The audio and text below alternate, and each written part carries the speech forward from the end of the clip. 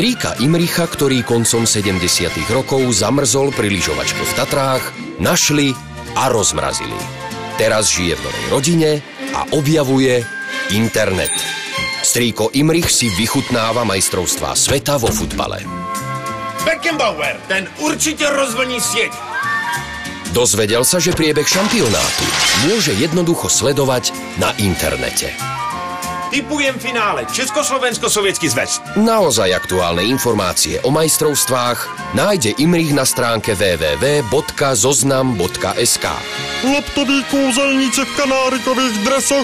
Stačí jedno kliknutie a má k dispozícii fotografie, najčerstvejšie výsledky, rozhovory, súťaže. To všetko zadarmo a 24 hodín denne. Na budúce si strýko Imrich vybaví dovolenku v Juhoške. S internetom od T-Comu.